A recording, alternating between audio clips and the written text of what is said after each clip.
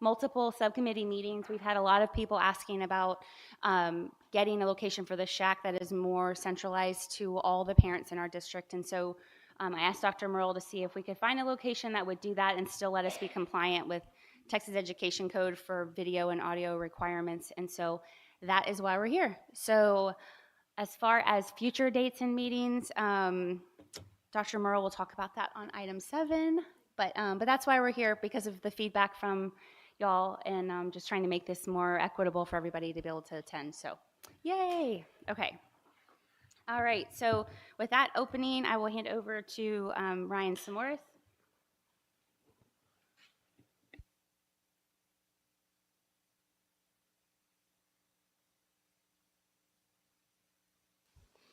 It doesn't sound like I'm on the. Oh. Wow, great. All right. Item number 2, consider approval of minutes. So you sent those out in the last meeting, or the email. Sorry, it keeps moving red. It keeps going red on me. I can talk loudly for that. Okay. All right. So we need a motion to approve the last meeting minutes. Was anyone able to review those? Yes. And they're on the shack website as well.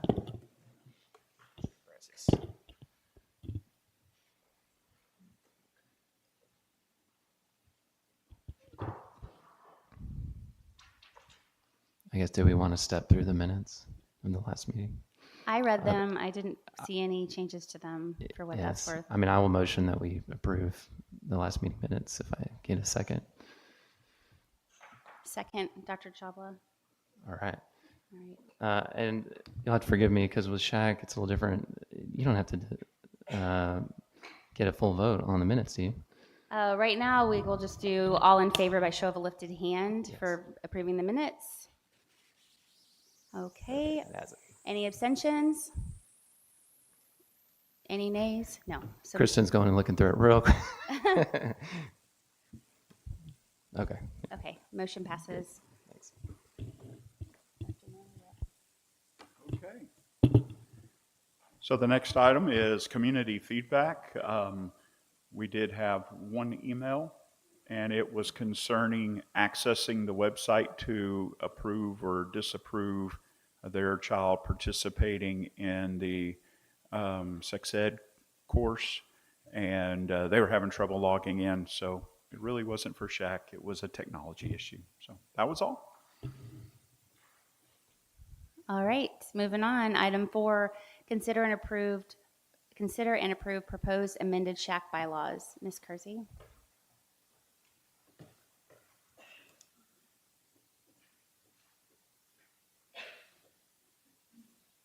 Okay, if you can go to the bylaws slide, please. Oh, sorry. One thing before we get to this is, there we go. Let me go back one. So sorry. Oh, okay. Yep, let's do that. This is not helping me. It's not working. Okay. So from our subcommittees, before we get into all of the subcommittee stuff, I just want to throw in this slide very quickly to let you know that the information requests from all the subcommittees were submitted over through Trustee Odenweiler in early March. Of the requested information, the bullet points listed are what the shack has requested to date. The check marks are the information that's been received. The other items are still pending, but all the information will be coming our way. So I just wanted to provide a quick status update about what we've asked about and where we are with getting that information retrieval. Any questions on that? Okay. All right. Sorry, Ms. Kersey. Okay, bylaws. So we had 9 members participate in the bylaws discussion, and we met 3 times since our last meeting, each time a couple weeks apart. And the purpose was to look at our current bylaws and see what we thought. We wanted to recommend changes to the group, and that's what we've done today, is brought forward proposed bylaws. I think The mix of our membership that worked on the bylaws subcommittee brought kind of a new set of eyes, as well as district and parent perspective, as well as some of us that have been on SHAC a little longer. So we had, I think, a good mix of just different perspectives to consider. So in general, I think we can say the proposed bylaws are less restrictive. We really talked a lot about giving the SHAC the autonomy to operate as it sees fit, whatever its makeup is that year. And so I think you'll see that in the proposed amendments. And I noted here the ones that were substantial recommended changes. So I'll just go through and talk about those, and then open up for any questions you may have, and then bring it to a vote. So the first, there was some question in prior years about what the role of SHAC is and SHAC membership. And so in the bylaws, we tried to clarify that the CISD board has all of the authority. We on SHAC membership and in SHAC do not have the authority. We just make the recommendation on membership. And so you may have noticed that we explicitly stated that the CISD board is responsible for appointing and removing SHAC membership, just to clarify that point. That's no different than we've been operating in practice, but it's explicitly stated so that there's no ambiguity there.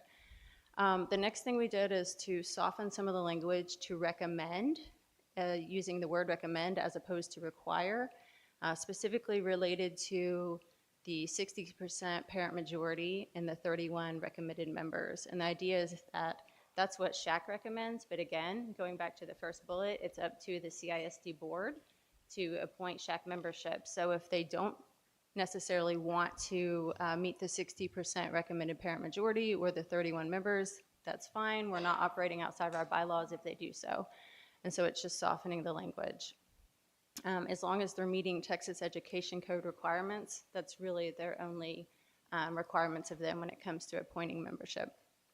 The third bullet there is that we added the word full-time. You may have noticed a few times when it comes to members, and the idea there is that it just clarifies for folks who apply and may be district employees in the sense of being substitutes or part-time workers.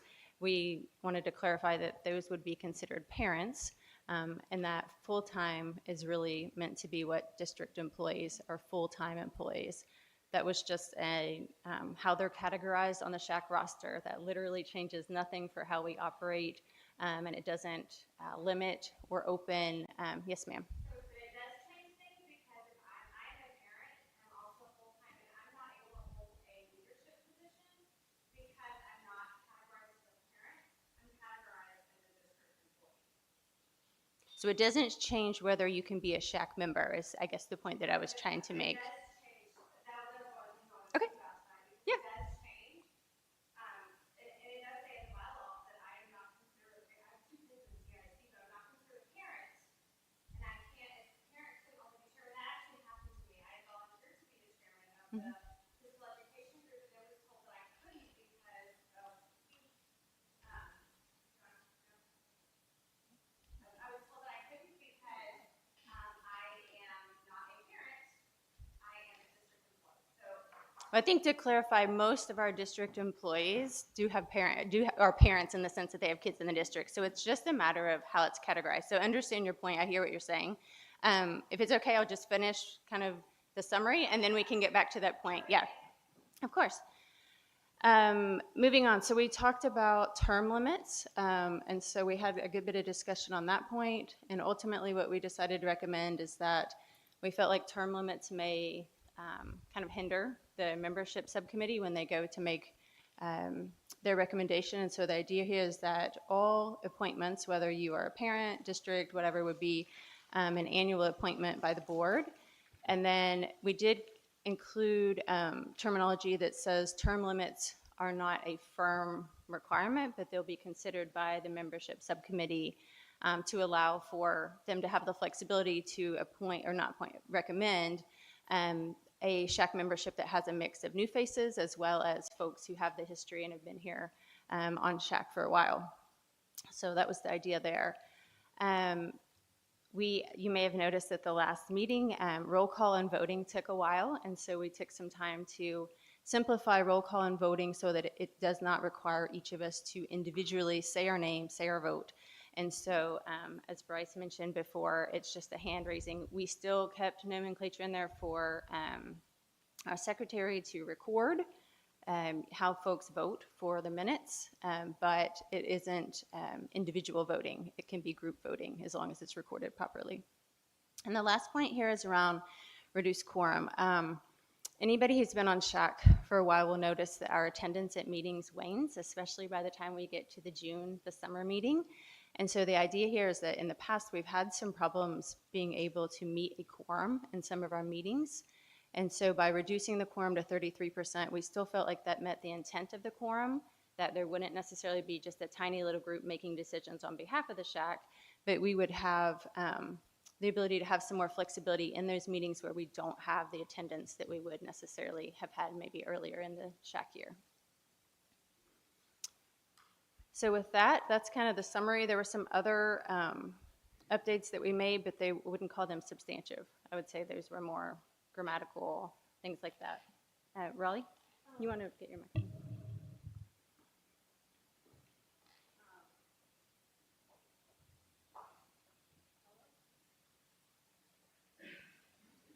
I think it is. Okay. I just had a quick question. How many members do we have? And because we were talking about the quorum, and I know that's changed from the previous, like, they had a finite number, the old email. Okay. Sorry. Do you guys know? So if I understand what you're asking, are you asking what recommended total membership would look like in the new bylaws as far as total members? Yeah, yes, because I think the bylaws that were adopted in the past by the board had a finite number.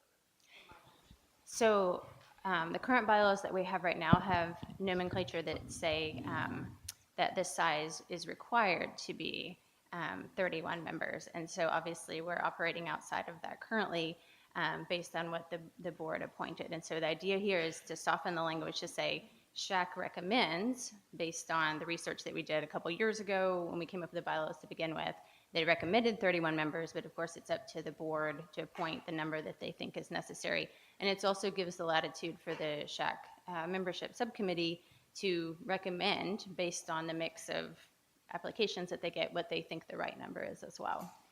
So we tried to give more flexibility specifically to the membership subcommittee and take out kind of some of those constraints. So there's still numbers in there, but you're not bound to them. Even SHAC isn't bound to them the way we have it written here. It's just bound to what Texas Education Code says, which is a minimum of 5 members. Does that answer your question? I think so, yeah. Okay. Thank you. Okay, so I'm back, and do I have a mic? So I didn't have a mic before, and I know the people on the outside need to hear my question too. So in our bylaws, it says, any parents that are employed by the district full-time will count toward non-parent numbers for SHAC representation. And so my question is that I'm being penalized as a district employee because I work for the district, that I'm not able to hold a position because in the different committees, it has to be a parent that is the chairman. And I do have 2 children that are in this district. They're at Conroe High and at Pete Junior High. And so I feel being segregated. I'm I don't understand why that's a thing. So part of the reason there's clarification on whether an employee can sit in a parent chair the way that this, or a chair position the way that this SHAC is run, is to make sure that the parents have a voice at the table, which is the intent of the School Health Advisory Council from the state of Texas. So in the bylaws creation, the reason that there was clarifying language on whether or not a district employee who also, full-time employee, who also was a parent could serve in a leadership role is because district employees have opportunities to serve within the district that parents do not, simply because you're an employee. So this language is facilitating parents to have a voice, which we feel like is consistent with how Texas Education Code designed the SHAC to be. Okay, well, I don't agree with that. That's okay. That's why we're here. We're allowed to disagree. Any other comments? Yes, sir.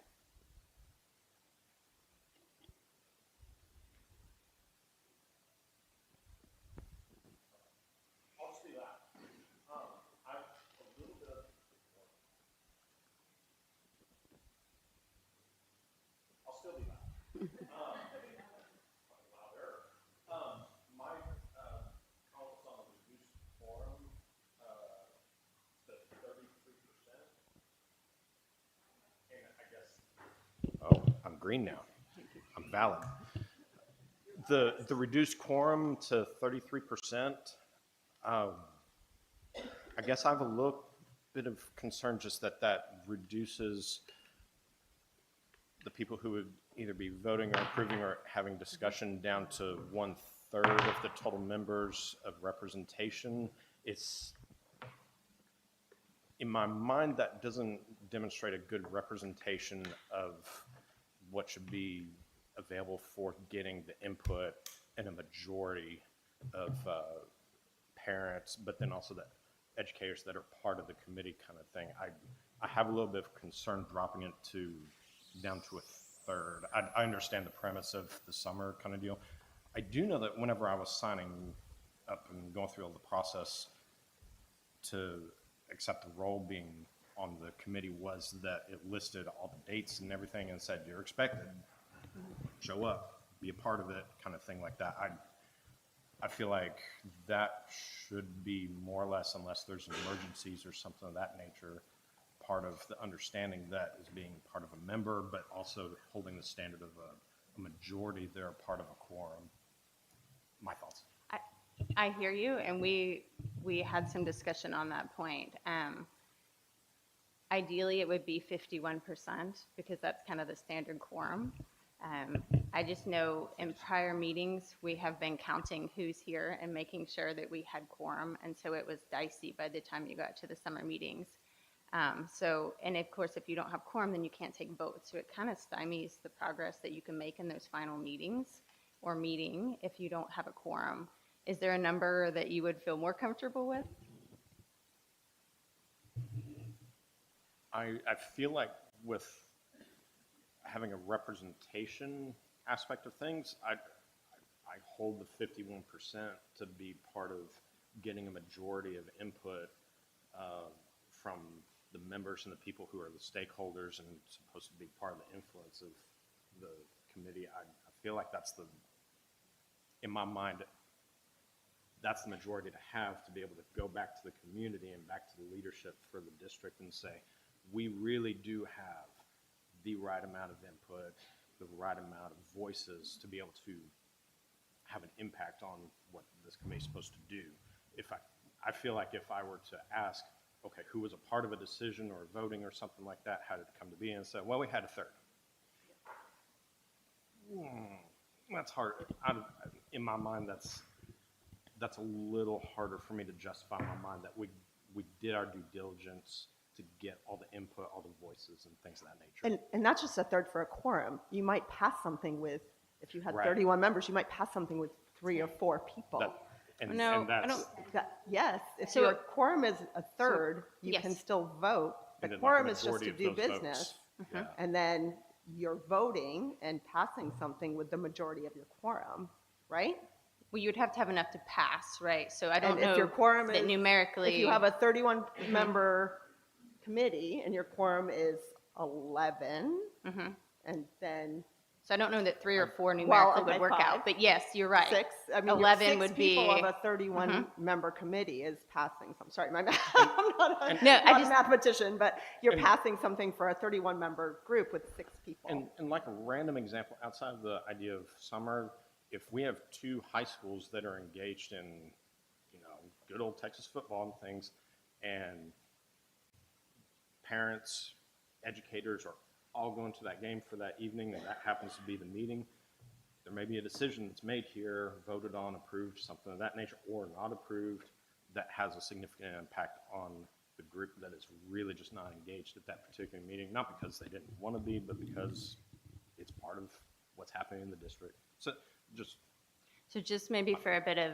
history, so in an ideal world, I totally agree. I would prefer to have 51% too. I just know we've had meetings in the past where we didn't necessarily, we were counting people. And so it just, at that June meeting, if you don't have enough people, then you can't really do anything, right? And so then you wait until the next check year, which is more like September, October. So it just really puts a big delay if there's things you're trying to vote on to get to the schools so that they can implement or consider prior to the start of school. So totally agree, 51% in ideal world. I just don't know that's what we operate in. I don't think our committee was necessarily tied to 33%. We were trying to strike the balance of like, how do you get the necessary representation without limiting SHAC moving forward because they didn't have enough people present. Well, is it necessary to have the, and I understand the summer issue, is it necessary that these meetings be in the summer because people are necessarily going to be traveling as soon as school ends, people start fleeing? I think the heart of the quorum issue is making SHAC a priority when you're a volunteer.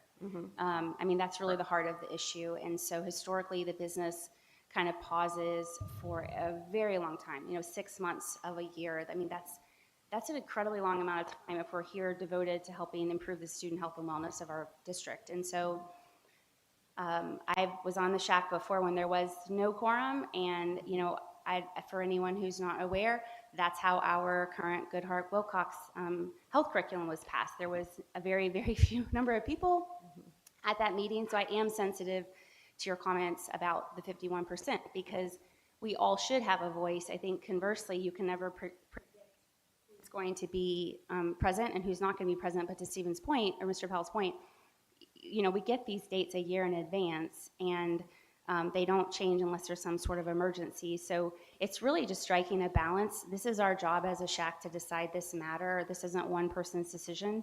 There's lots of options with the bylaws. If this quorum piece is something we want to take back and provide some input, I would encourage folks to really come up with a solution that's better than this one if we pull this piece for not approval within the bylaw document. But it's our SHAC. We can do what we need to do. How For sure. Thank you. How many SHAC members were there when this particular SHAC year started? How many were there before this version of the bylaws that we got when this larger SHAC was created? That was the initial appointment with the old board. I wasn't on that, but I believe it was around, I'm getting my SHAC years confused. It looked like 15, 16-ish. Are you asking about last year or this Yeah, year? when you had the October SHAC meeting with the previous iteration of SHAC for this school year. Okay.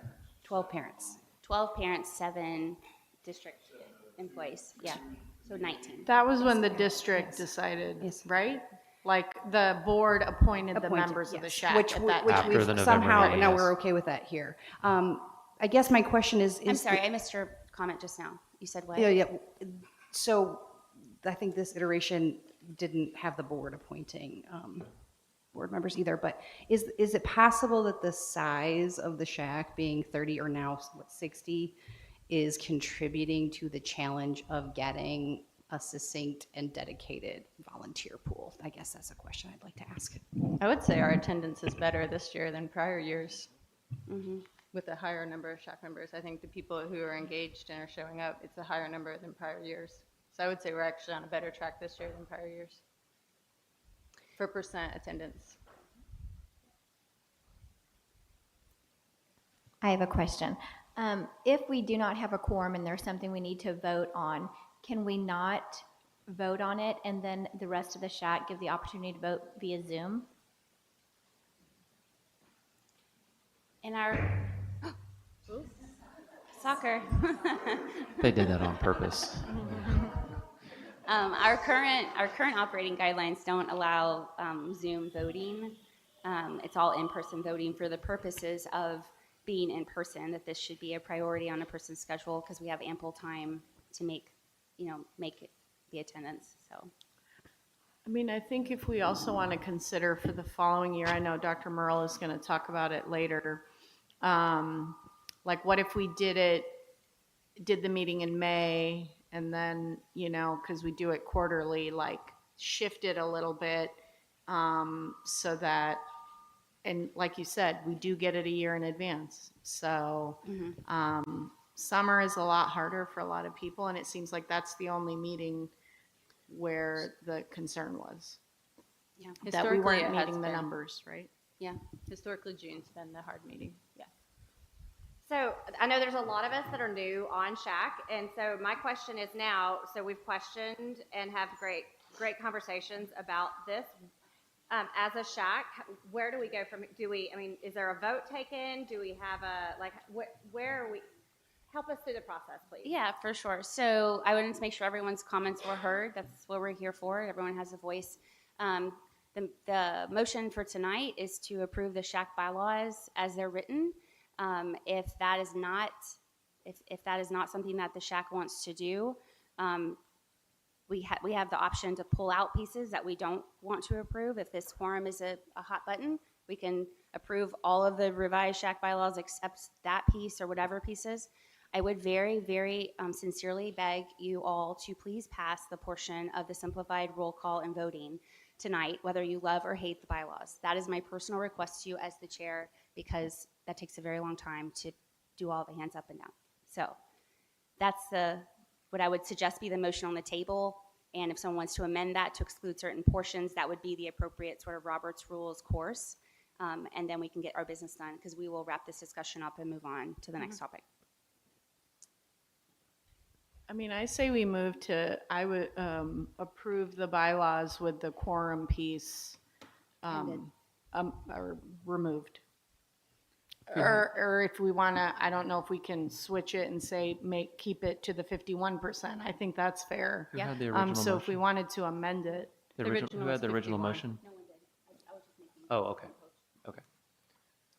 So right now, so just to be clear, right now you're making the motion to approve the bylaws with the exception of the language surrounding quorum, and that will stay as is in the original document. and in the original document, it was 51%, Yes, right? ma'am. Yeah, Mhm. then I would say keep it the way it is and just remove that. Okay. Is there a second for that motion? Mr. Powell, Ms. Second. Turner? Second. All right. And all in favor, raise your hand, and then I just need you to say your name one time. Just one time as we go around, and then he'll also be able to catch who is here. So you want to start, just say.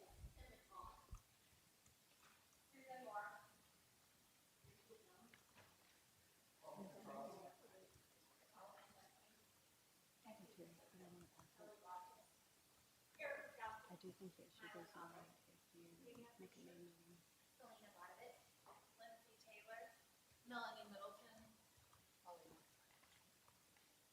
Right here.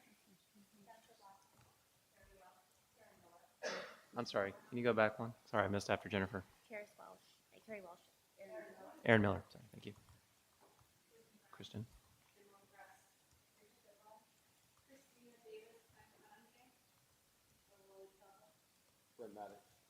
April Kersey. Shannon Hall.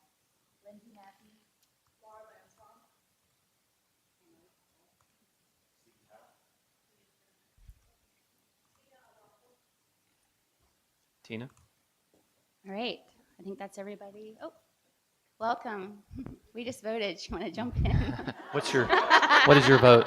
I said we just voted. Do you want to jump in? All of your Yeah. Shack member friends all voted approve. Okay. Okay. All right. So that motion passes, and we will revert that portion of the bylaws back to the original document, and then the amended ones will be posted on the Shack website. Just to recap, the only thing that was removed was the reduced quorum. That's correct. So Okay. stay as the original language. Okay. Yep. All right. Moving on is our wellness plan work group. So as promised in January, given the feedback on the wellness plan and to be able to give everyone a voice and a chance to provide feedback and work on this document, we did get to work and met in Zoom twice, the February 21st and March 7th, and then had a lot of email correspondence back and forth with changes to the wellness plan. Everyone on the Shack received access to the spreadsheet document. I reached out with Dr. Merle to his team on the district side to make sure they were allowed to provide feedback to the wellness plan. All of the feedback was incorporated as much as I think is humanly possible. So I sent the wellness plan out for everyone to review. I sincerely tried very hard to incorporate everyone's comments so that we had a cohesive document. There is additional supplementary feedback that emerged through the wellness plan process. So to be clear, this is feedback that is separate from the wellness plan, but occurred enough times in discussion that I put together this list. So these are things that were presented under the guise of the wellness plan, but actually don't really belong in the wellness plan right now. And so I wanted to highlight these to our group as for awareness, so that there were concerns talking about testing the individual campus water, drinking water that our students drink, in terms of what that looks like. I know that the city tests it, but actually what is coming out of the faucets on each campus, when has that been tested? Is it tested annually? Just asking questions on that regard, which I think are really important. And then a lot of discussion about physical activity and its use for reward or incentivizing performance in the classroom. So this topic has some language in it within the wellness plan that was originally devised by the district. There isn't much change to that language, but this was a hot button topic in the group, just on language to make sure that we're sensitive to kids who don't have the same levels of physical ability, but also physical activity be used in an appropriate way, and that there's language in there that encourages that. From describing, there's a lot of this phrase research-based is a hot button word people like to throw around. This is research-based, this isn't, this whatever. There really isn't any criteria in our wellness plan or within our district to describe what criteria need to be met if we're using that language to describe a guidance document that we're implementing. So encouragement on getting clarity for that particular phrase. From previous wellness plans to the current wellness plan, the intent is to improve the wellness of the campuses, and our students. But there's not a continuity mapping from where we were to what gaps we're closing with each subsequent wellness plan. So how do we do that in a way that's easy, efficient, and effective? So, and then other topics like environmental wellness, exposure to mold, cleaning supplies. Multiple comments about the number of goals that are on the plan. That again is from board policy FFA, I believe, the local policy. And to highlight, there are actually more points on the policy than the district actually put down. So we have to give them kudos for just bringing it into 13, because I think there's 18 or 19 total on that they were able to really massage into 13 goals. And then this other piece, which I think is important for situational awareness, is that the wellness goals in our policy do not cover students that are on policy FFAF. Those are students that are on individualized health plans. So there's a lot of reasons for that, but I think being sensitive to all of our students in the district, it's important to understand that this policy, while we want it to cover everyone, really can't by the nature of some of the things that happen under policy FFAF. Okay? So with that, I will open the floor for comments and feedback. Yes, sir. Could we go back to the last slide really quick? Yes, sir. One thing, I appreciate the fourth bullet point about the lack of continuity mapping, but there's also seems to be a lack, not between necessarily wellness plans, between the wellness plan that gets put forward and policy and handbooks. And so we can see a lot of issues between food and physical activity in the handbooks, but I think there's a lot of continuity gaps there. And also with FFAF, having a child that has one of those for food allergies, I don't know how many times the wellness plans have been quoted to me as reasons why they will not meet certain accommodations.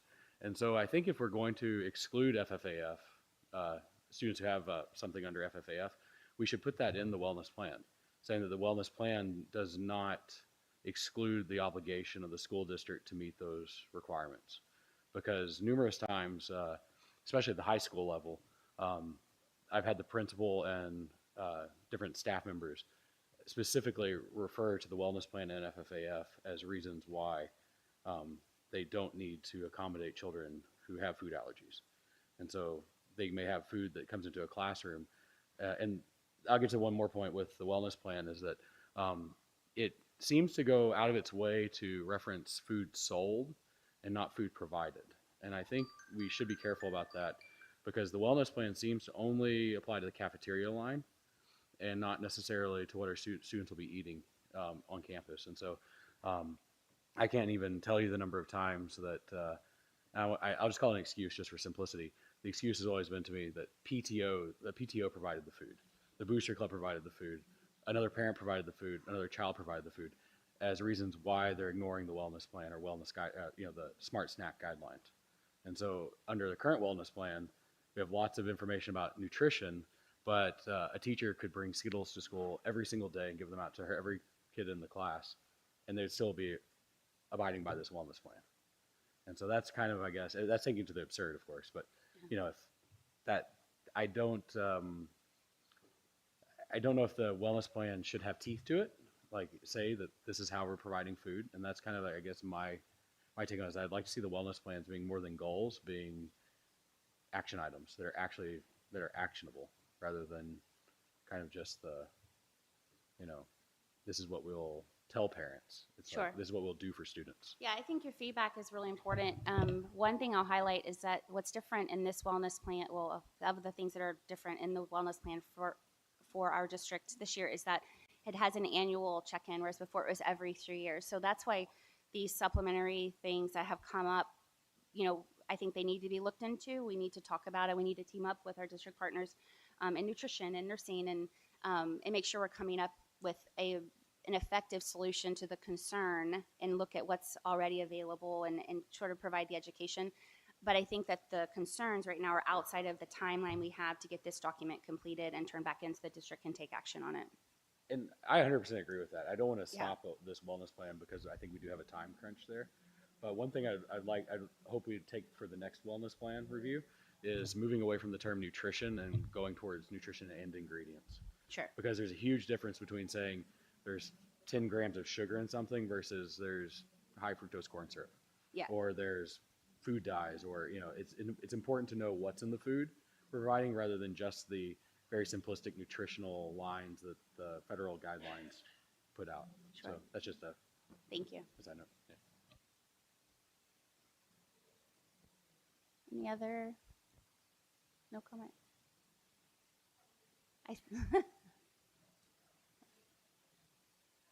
I would just caution that we really get too down in the weeds about like trying to be that prescriptive of like parents sending a once a year treat to school. That's my personal preference. Obviously, there's going to be different viewpoints, and again, as somebody who I work with people who have dietary restrictions, and I definitely go out of my way if I'm bringing something to work to make sure I accommodate that.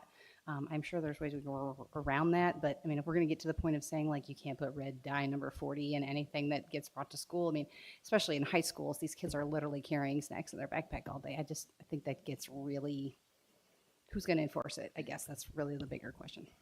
Valid concern. Can I make a comment to that really quick? Sure. And so we have two different food policies that in handbooks right now. There's K through 8th and then the 9th through 12th. And the K through 8th grades, it literally says that food that's provided needs to come from a commercial kitchen, and that's what they actually enforce at the school district across the board. 9th through 12th, though, the only people who are restricted are parents. Kids can bring whatever they want to serve to other kids. They can make homemade brownies. They can do whatever is perfectly allowed.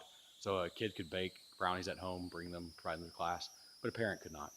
A parent cannot bring food in to the class. They couldn't buy a veggie tray at HEB and provide it to the class, but a kid could go and buy Skittles and just provide it to the whole class, and that's allowed. And so there's a bit of an upside down here that parents are the only ones restricted under current policy, and that's what this wellness plan oftentimes goes back to. It's used as a justification for that. And so staff can do whatever they want, admin can do whatever they want, kids can do whatever they want, but not parents, which is kind of peculiar. And it is defended that way, actually, at the district. And it goes back to this triennial assessment with the wellness plan. So it's, yeah. Thank you. Any other comments? Okay. If there's no further feedback, then would someone be willing to make a motion to approve the current wellness plan to give over to the district? I would make the motion. Perfect. Second?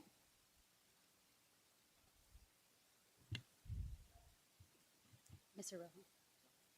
Mr. Rojo. All right. All in favor by show of an uplifted hand. Okay. following the new bylaws. Yep, we have to count them, right? Well, I guess. okay. Okay. I think that was All everybody. in favor? Okay, so we'll keep your hand up. Good. Yeah. And then any abstentions? Hands down. Any abstentions? Any nays? Denials? Okay, motion passes unanimously. All right, next order of business is membership, and we'll give Mr. Smarts a second to. Yeah, no problem. Okay, so the membership subcommittee met 2 times, February 25th and March 7th. I was the only one not to say I wouldn't be chair, so I'm chair, and our members are there on the list.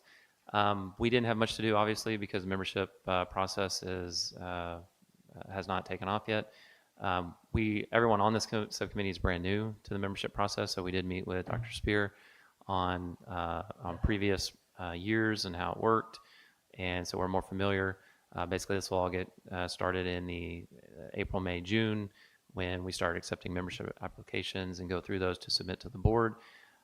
We did have some interaction with the with the bylaws subcommittee, and we had feedback on that as well, which was already incorporated. And so, yeah, we're essentially waiting for the next membership cycle. I think the one thing we had talked about was moving up the timeline next year around, I guess, doing it a month early so that the board is able to vote, which I guess you had tried to do that this year, and that didn't happen. So maybe we try again so that our first SHAC meeting could be in October instead of November. And that's actually, we could shift all the meetings. We were just talking about timelines, right, with new months, that we could shift those forward a bit. What was that? Out of the summer, potentially, yes. So other than that, no other items to report from membership. Good. All right. Any questions on the updates? All right. Next item of business is the mental health, chaired by Mr. Maddox. So we had a meeting on February 27th, and in that meeting we had quite a few attendees, but I'm not sure if all the members that are listed there were able to attend. Some Right. people joined though without names, so I don't know who all was in attendance, but the group wanted to focus on 3 different aspects, and so we decided that we're going to form 3 different focus groups. One for looking at the cell phone policy again. That wasn't necessarily a redo of the old cell phone policy.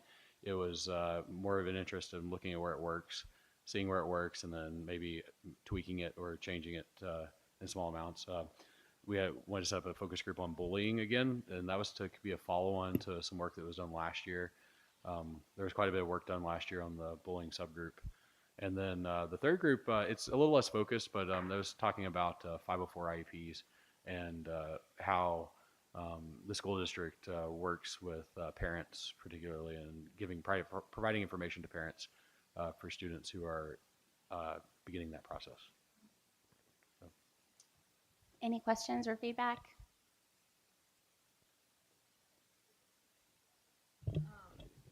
What's the update on getting the information from the district? That request was submitted in early March, so we're waiting to hear back. I know Dr. Merle stated that his team was working on that, so it was submitted to Trustee Odenweiler. She's submitted that over to the district, and we're waiting for that information to come back. And I do apologize. Agenda items 6 and 7, I inadvertently skipped because they did not have slides, so we'll just jump into those after we finish all the subcommittee updates, if everyone's okay. Next update, Physical Education and Fitness Subcommittee. Mr. Powell. Okay, we had, you can see the members there, we've had 2 meetings since we started.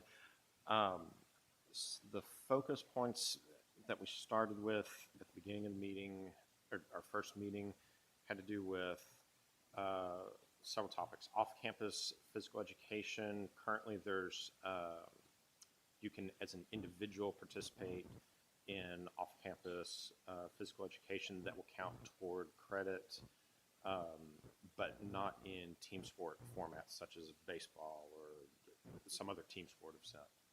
And so we're trying to get some more information of why that is, what recommendations could be made to, is it something to pursue changing, updating, things of that nature.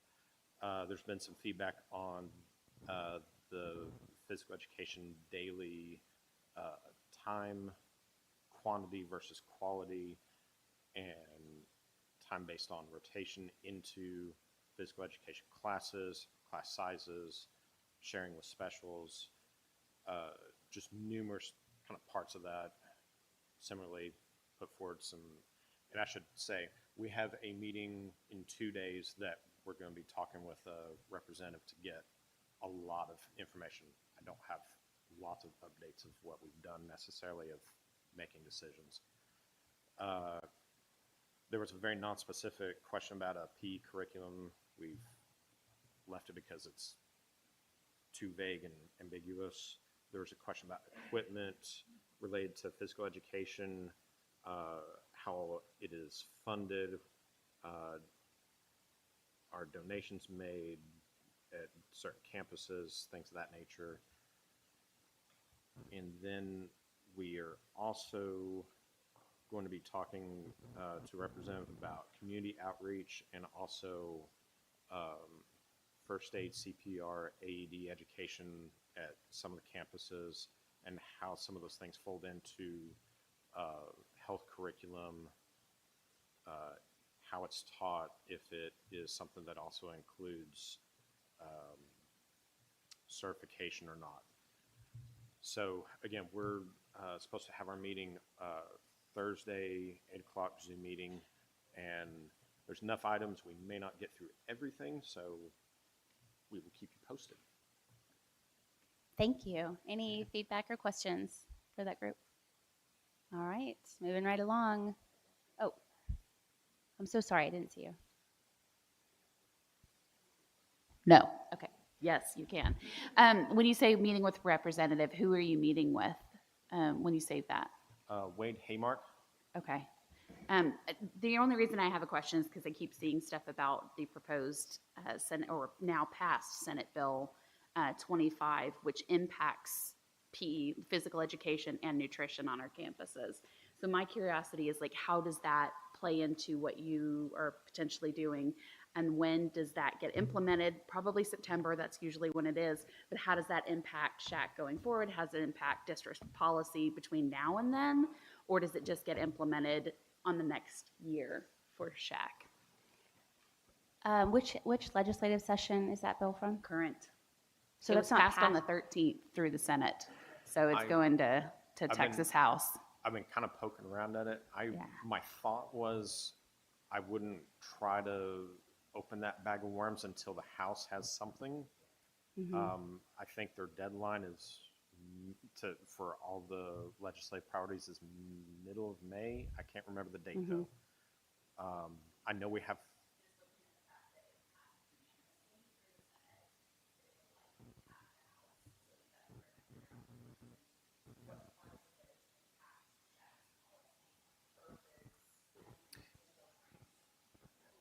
I think depending on what the, if there's changes, updates, reconciliation between the two of whatever goes through House passage and things like that, I'm kind of going to wait to see what the final product is and then chase it down.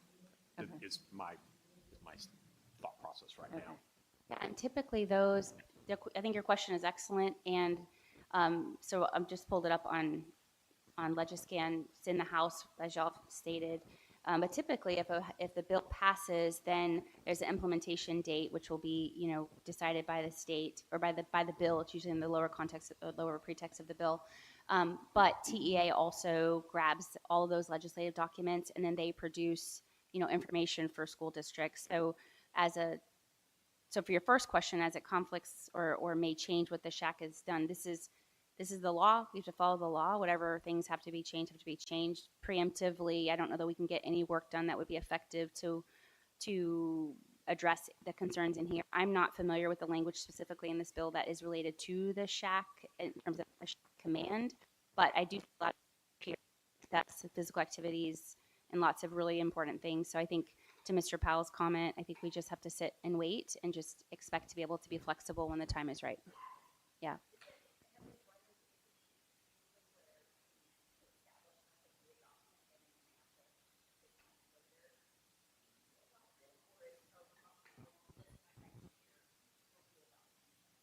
We've had the reverse issue, if I'm being honest. We've had the reverse issue where things have been passed and the shack has not taken action on it. And then our shack is like, hey, Chuck Block, their prime example, the shack brought that forward. It was something that we could do better. We partnered with our district. And so we've had the opposite. The districts responded timely and very well. We have an amazing working relationship with the administrators. So I would assume that this would just roll in that same spirit of collaboration and work. So I appreciate it. yeah, Thank you. The one thing that I will note is that Crichton, who is our senator for this area, he's one of the authors on that bill. So if we need another resource to contact, he's probably somebody good to talk to on the language of the bill and how that might directly impact Conroe ISD. Thank you for bringing awareness, because each of us as individual citizens can also utilize our individualness and reaching out to our representatives that way as well. Thank you for the clarification and education on that. yeah, Appreciate no it. problem, absolutely. Anything else? All right. Last but not least, the Suicide Prevention and Wellness Committee. So anyone on that committee, if you'd like to give an update?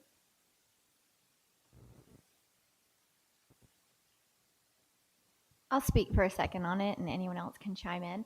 Our first meeting, we came together and we started talking about what we knew was in place in Conroe ISD as far as suicide prevention, suicide awareness, and what goes on as in the schools. And what we realized was that we really weren't sure. So we had a lot of questions that we came up with as far as district resources, policies, procedures. I think we did find where if a teacher has or anyone has any sort of tip or concern, they go through a process of filling things out, and there's definitely that set in place that I think they follow across the district. I think with high schools, I think the counselors maybe do where they touch on it like throughout the year, part of their curriculum. And from high school to high school, some of the high schools have clubs. From Kim Hess's Cassidy Join for Hope, some of them have Cavs Join for Hope in Grand Oaks and Conroe. I think those 3 high schools do.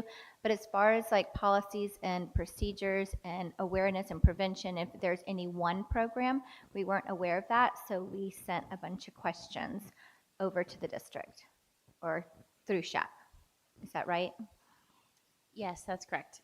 We're waiting. Those were submitted to me on March 20th. I submitted them the same day over to Dr. Merle and Trustee Odenweller, so they were working on that data. And all of us felt like when we heard some of the numbers with, as you always do with Montgomery County, it hurts and tugs at your heart. And we just want to know more to see, are we doing enough in Conroe ISD, or is there something across the board that we could all be doing? And so we really don't know. Maybe we're doing amazing things everywhere and we just don't know. So right now we're just educating ourselves. And our next meeting, I think, is tentative for, did we put it up there for Thursday? Yeah, it was April 7th. April 24th. Okay. April 27th. Is that a Thursday? 27. Okay. Anyone else from the suicide awareness?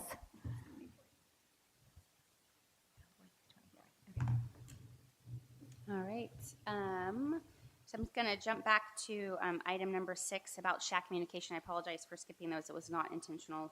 So for shack communication, I'll have Mr. Smorris lead that discussion. Yeah. So when we first started organizing all the new subcommittees, there's a whole lot of email activity. So I wanted to bring to the entire shack, without us trying to drive an independent thing, is how we communicate with each other, because emails can be very messy, especially when you reply all. So we had talked about doing a GroupMe combined chat. And I know Stephen, y'all had created one for y'all's group, which is great. But I was wondering if y'all would be interested in having a group chat all together as part of shack. And the concept that we had in there in GroupMe is it allows you to divide up subcommittees, and you can have a general chat and all this thing. It would require you to install an app, to accept an invitation, and it would be another ding notification on your phone that you can ignore or turn off. So we can provide all the instructions. It's very simple. I think many people have already used GroupMe before. If you've done anything in education, it's the most popular app. But I'd love to hear your thoughts on that. Because for me, person who works in IT, emails drive me crazy, especially when reply alls. So chat would be great, unless someone has another solution that you think we should try out.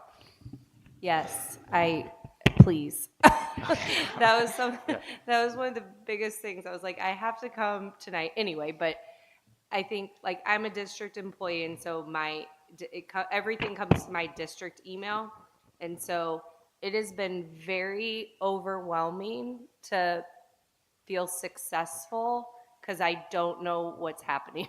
Like there's just so many reply alls, and then I get lost in the trail of the reply alls, and then when the meetings are, and was there an invite sent, was there not, like, so it just, I miss things. And so yes, if we could streamline it in some way to make it a little bit easier in that way, that would be so helpful, because I'm very lost in all the Has anyone Yeah. used GroupMe on a desktop?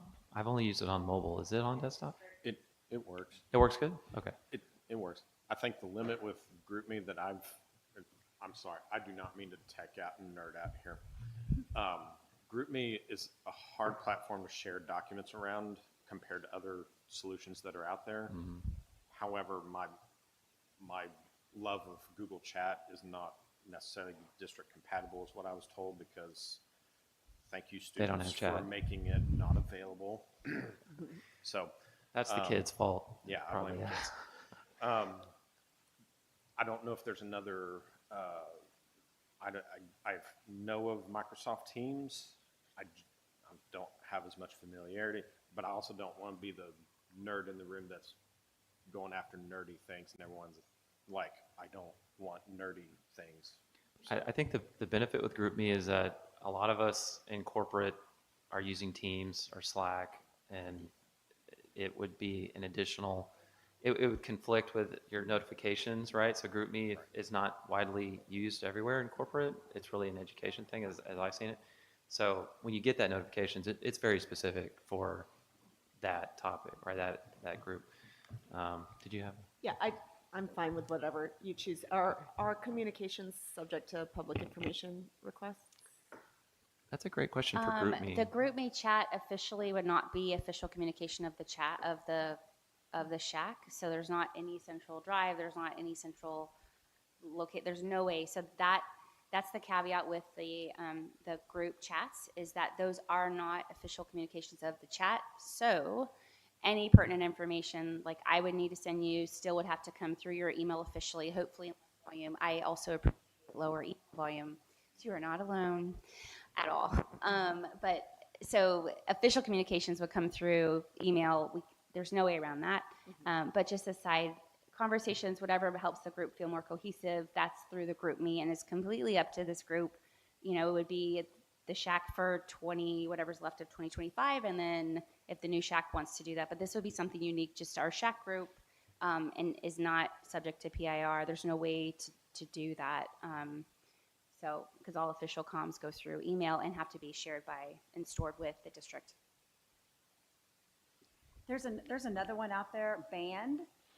Band? I was on several group me's, but we couldn't post documents and things like that. So we transferred to Band, and it has more capability for saving files, disseminating the files or pictures. It's My only concern with that is that and there's a calendar on it.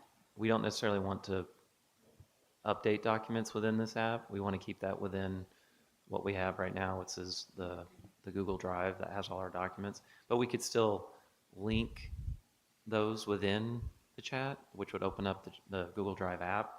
I was going to say, if I do have more experience with WhatsApp, Yes. linking very well with, if you put a link in for like Google Drive, of not having as much of a challenge. If we're looking for something that integrates with Google, Google has Google Chat. I use it with my DI teams, and we're able to post everything we need on there. Have you guys had an issue with it? Yeah, I'll let I'm seeing Mr. Powell faces going, comment. oh no. Yeah, I really like Google Chat, but I was told that's a no-no for the district. Okay. Along the that, kid's fault. Which is along that interesting. line, does the district have any guidance or regarding sensitive or confidential information? Like we can use certain apps, but not other apps? Well, this isn't considered official communication, so this is personal use, so that wouldn't fall under that. Yeah. One thing just to take into consideration with Google Chat, it happened to me, and this is one thing that was, I can change it, but you have to have a Google email to be able to participate in that. So even the Conroe ISD, even though we use the Google Suite, that email will not work. So you would have to create your own Google, just a fact to know. That's a good note. Yeah, and I think GroupMe and some of the others, they use like WeChat and WhatsApp, they use your phone number to log in. Generally, you can set up a username and password, but if you use your phone number, it just texts you a code to log in, so it simplifies that process. So, if we want a motion to, I guess, I don't know, would we need a motion on that, or just all, because it's not an official record? It's not official.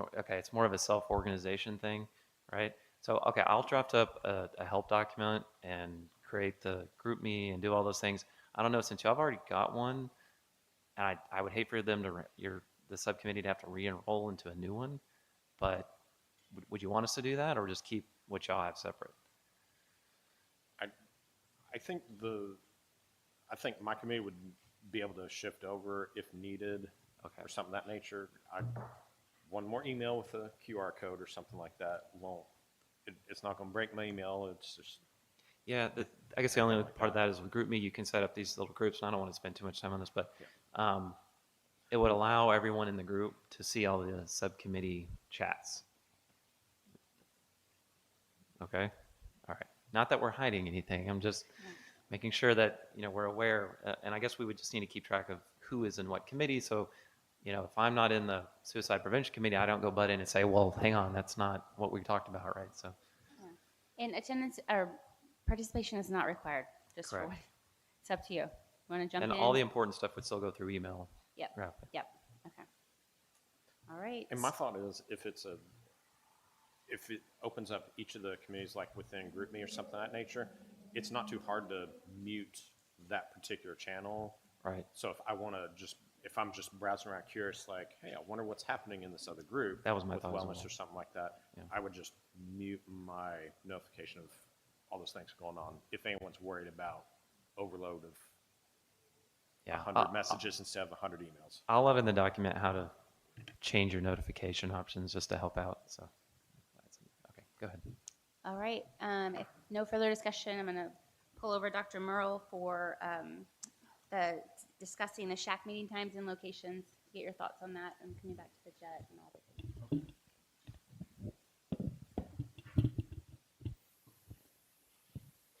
So thanks to Dr. Blakelock behind me, she was able to help us secure this space today.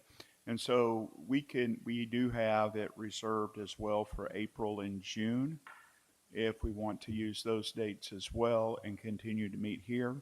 And then we would have to look at the calendar and what dates we'd want for going into next year. And see if it's available. I do know that as we get closer to the end of the year, this is when this facility is very, very busy because it hosts 6 high schools worth of banquets. End of the year banquets for each individual sport and drill team and cheerleaders and all of that goes on in the spring. So the spring is a lot tighter than probably the fall. But if we want to look at those dates, we can start looking at dates and in the calendar for next year that's already being set and see what's available if we want to continue to meet here. All right. Any other comments or thoughts on that? Are you guys wanting to stay here in this facility? I like it, but it's a group choice. And then I want to ask you. Yes, Chris says yes. I want to ask you about the time. Is this 4:30 time okay, or would you like us to send a poll to adjust the time? I have no strong feelings about it one way or the other. I'm getting a thumbs up. The time is good. People understand already the date and time, but okay, perfect. Okay. All right. Okay, so then any future agenda items for April that you have to discuss? Yes, ma'am. Loud voice. Can y'all hear me? Okay, yay. Okay, so we talked about suicide prevention and wellness, and we've talked about wellness for our children. What about drug prevention and overdosing? Have we ever talked about that? Does that fall under SHAC? It does. It absolutely does. So that overlaps a bit with Tucker's Law, reversals. There's a lot of education and requirements that the district has in terms of Narcan reversal, education, location of the Narcan medication, AEDs, a lot of life-saving measures that touch the SHAC. Okay. At present, we have pending requests for information on opioids, DAEP, violence in the schools to understand what's happening from a drug standpoint on our campuses. We do not have that data yet. We worked very hard last year to try to get some motion on opioid education, pushing forward Tucker's Law, declaring Fentanyl Awareness Week. It's mandated by the state of Texas, just getting a more rigorous drug awareness program across our schools. My lens on this topic is, I think you'll all know I have 5 kids from high school to elementary, so I get a taste of what happens on each. I've had a kid in every kind of campus in our district. So, the communication to the parents about what is happening at a district level and then trickling down on the campuses. Personally, I would like to see more consistency from campus to campus about what's being implemented for education. There's a lot of resources available. I know from a community standpoint, people who are really excited to come and volunteer and do presentations for free to help with our schools. That's based off local campus administration, and I think everybody's doing a good job with what they know is available, but I think we could really partner with that. So I'm sensitive to the request for sure, and that's what we have. That's what the irons in the fire we have right now. Awesome. So I grew up here in Conroe ISD. Back in the 80s, 90s, I went to Oak Ridge Elementary, and they scared the crap out of us, right? Like, drugs were a no-go. Yeah. And it's still a problem, and kids are dying here in our community. Yeah. I was just curious if Well, it that was was- in any of our subcommittees. That was some of the passion behind the catch slides and the catch curriculum. Okay. There was a lot of discussion about whether or not that adequately addressed the concerns that parents have regarding fentanyl and opioid education for our students. And so you're not alone in how you feel, and we're happy to keep working on it and doing what we need to do to make sure we can raise awareness for sure.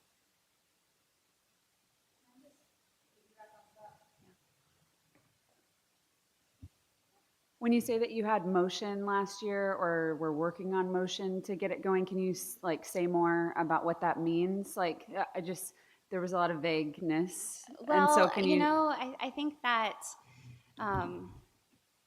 so we all come from very professional backgrounds, and I know in medicine, we expect very clear, concise data that can produce meaningful results.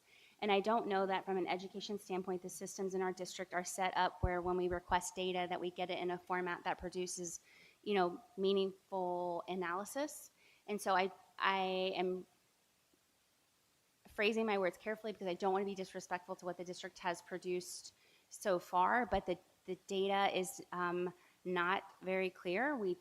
To my perception is we don't have a good pulse as to what's going on. If I'm just going to speak directly, my lens is that we don't have a good pulse from a data standpoint, what's going on, or the data is not wanting to be shared. I don't know. We asked for it for over a year, April.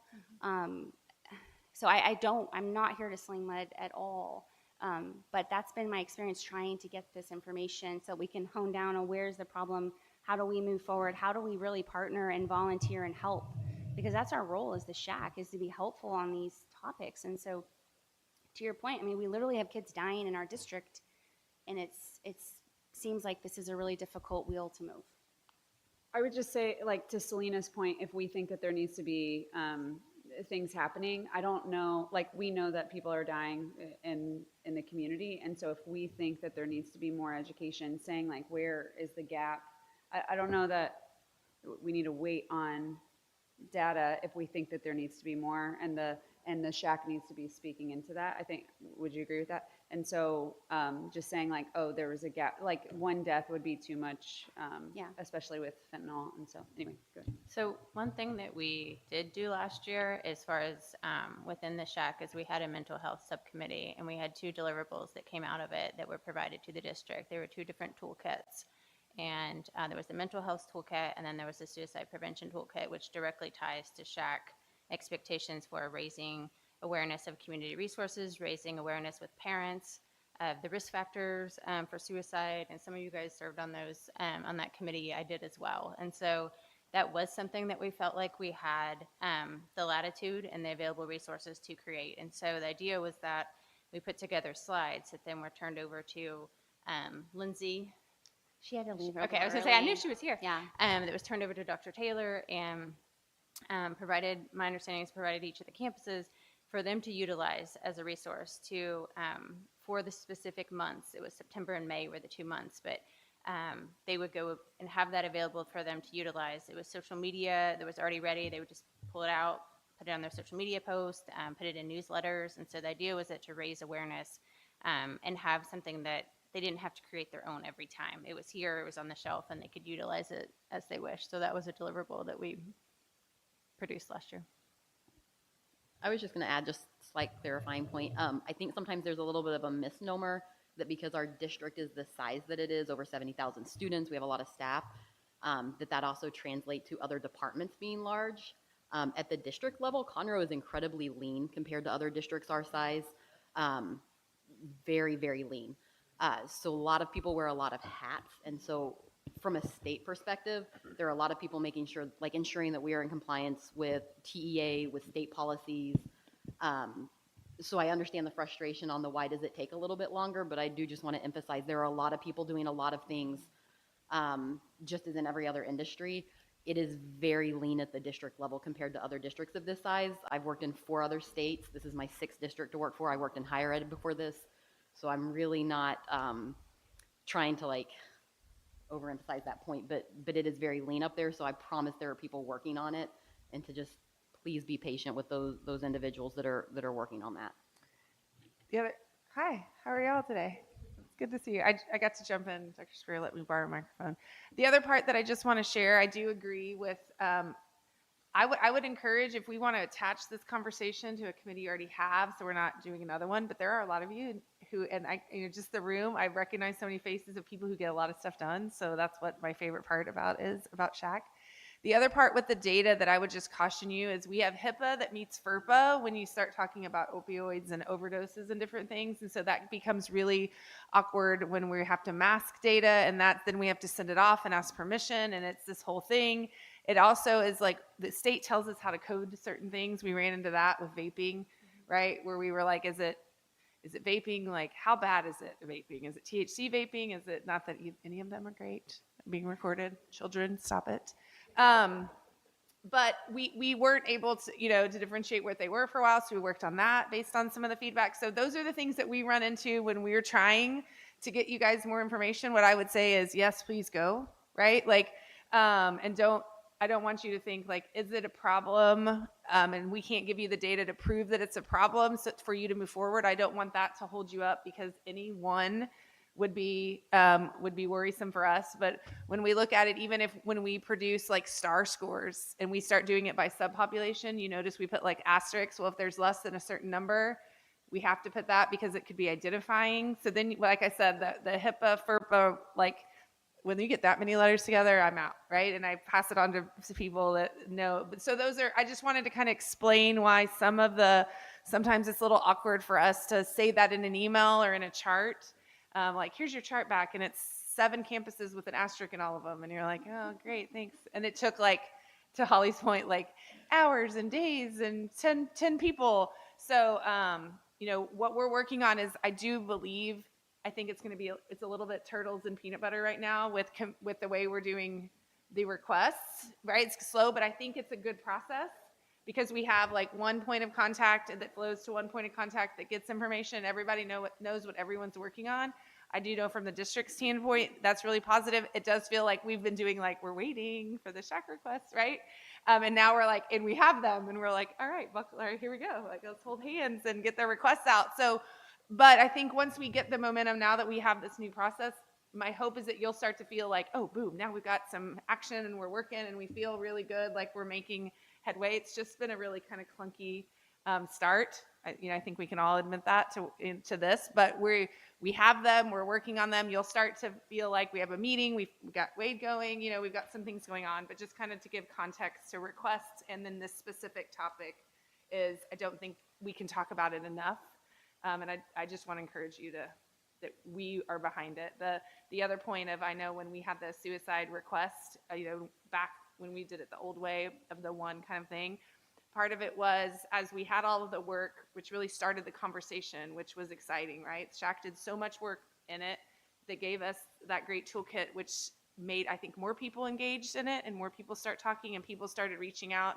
And I know that I had the opportunity to meet several superintendents at a conference that I went to who had, they did like a panel about this, and they were sharing different things that they had done. And I was like, oh my gosh, that's a great idea. And I'm like, hey, I know a bunch of people who make things happen. Hey, Shack, what if we took it to the next level? So that's really what this is about, is like to keep some of these really big things that we know are a concern in our community going, because we've seen the positive impact this group has had. So let's keep it going on these things that are just never going to be okay if they happen, right?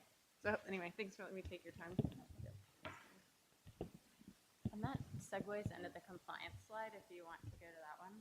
That Yep. does talk about some of these topics. There we go.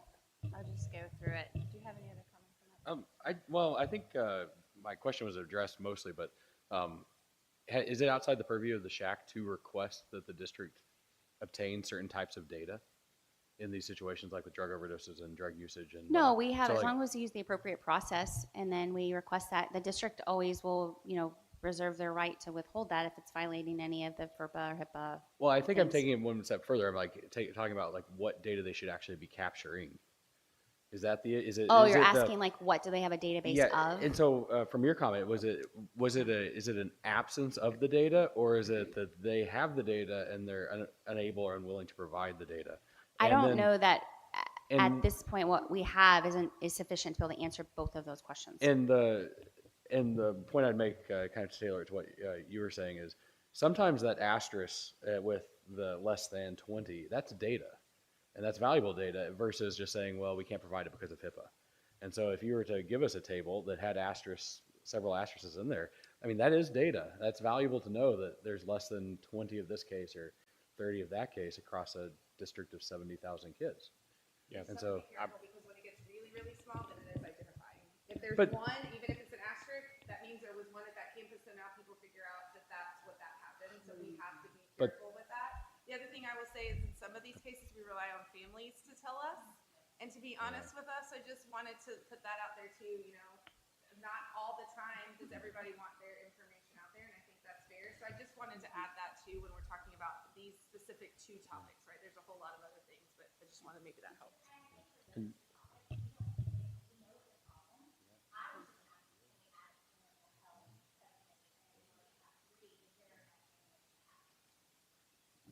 I think Yeah, anything that there's interest, there's people that have the energy behind it, it's available. So if you and others want to do that, that is absolutely an option. Yeah, I would say definitely it's an option. Yeah. Okay, so we'll take that. Okay, so we'll take that to mental health. Last comment, and then we're going to talk about compliance. Wait, just piggybacking off of your point of data sources and the asterisk and the small percentages as being identified. The challenge, I feel like, is if we're going to hold the statement that one suicide is too many, that 1 out of 70,000 plus students, that's not even going to qualify on a statistical analysis kind of a thing. So I feel like if it's not going to be something that we can pursue in terms of FERPA and HIPAA and outing somebody in terms of a privacy standpoint, to understand if there can be a new approach or new mindset of some kind of something that allows respect for that in some regard, because those tiny percentages are going to be so hard to catch, or they're going to be identifying. Yeah. Not wanting to identify people specifically, but definitely don't wanting it to fall through when it could have an impact on someone else. Thank you. Yes, Bryce, were you asking for items for a future agenda, or? Yes, I I'm didn't. confused So now. the compliance slide, I was asking for future agenda items, but the compliance slide, I guess, was moved to the back of the slide deck. So when I went through the checklist, I didn't realize the slide was now at the end. Okay. So we actually skipped the compliance slide. So Okay, that's what so we're I doing. wanted to just, something to consider. I emailed you about it in regard to the policy and procedures for reporting abuse and neglect. So is there a way to get that information to the shack as far as where that, does that fit into what we do here in the shack in regard to looking at reports for abuse and neglect?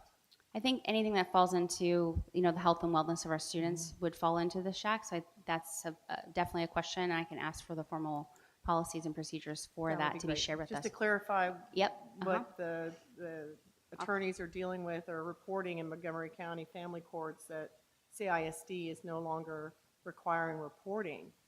And so it would be good to find out if that's the case or not, or why would these family court attorneys be asserting stating that? Yeah, I don't know, but by law, I mean, teachers, physicians, medical, everyone's a mandatory reporter for any. So from that standpoint, I mean, the district will follow the law, Dr. Merle. But I mean, everyone that interacts with the student is a mandatory reporter. So.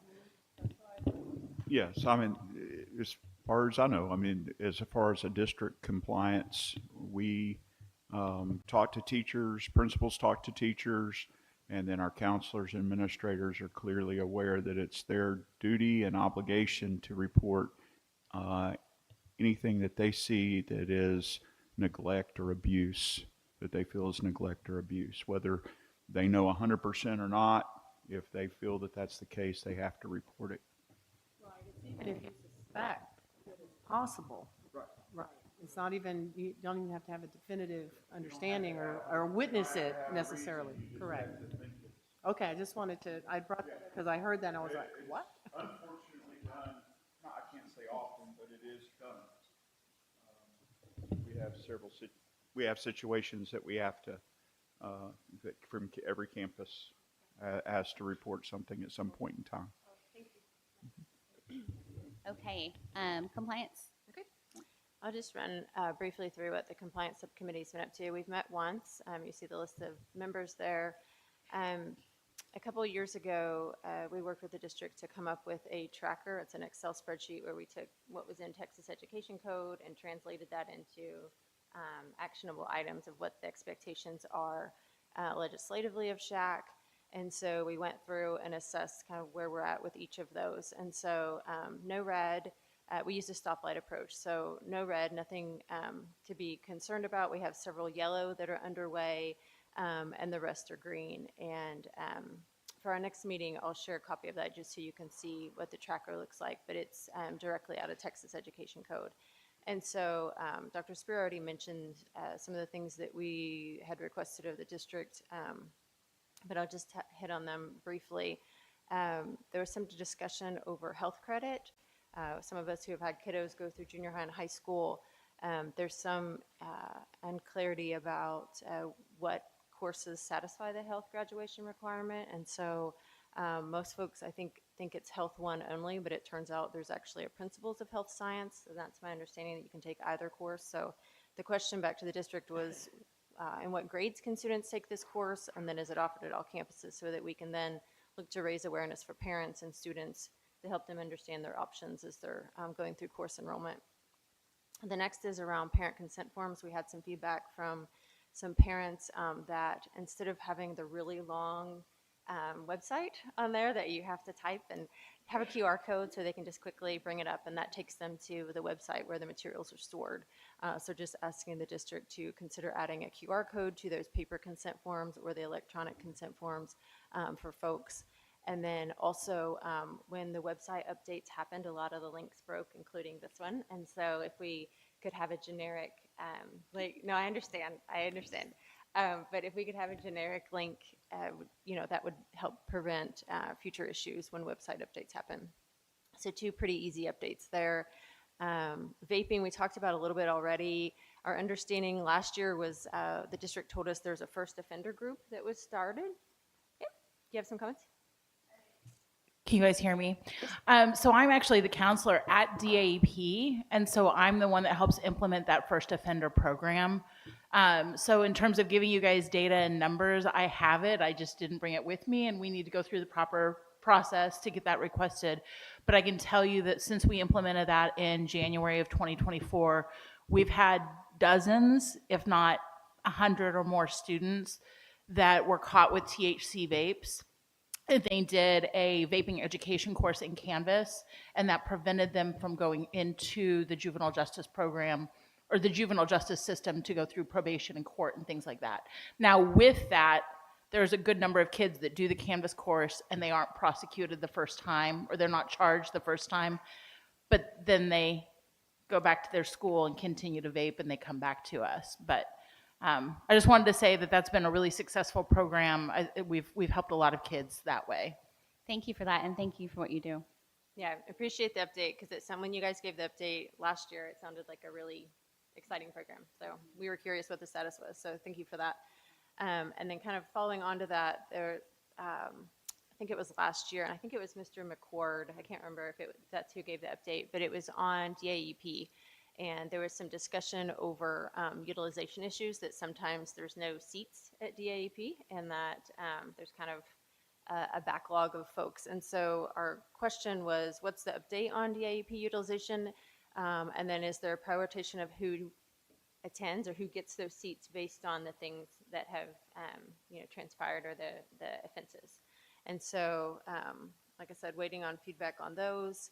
And the last one is one of the things SHAC is legislatively requested to look at is recess times. And so we had requested the minutes of daily recess and minutes of PE for each campus so that we can compare those to national recommendations from CDC and go from there. All right. That's all. Okay. Thank you, everybody, for all your volunteering on the subcommittees. I know it's a lot of time and a lot of work, and it's time away from your families, and I really appreciate what you're doing. So with that, motion to adjourn. Motion, second. All in favor? Yay. Thanks, guys. See you in April.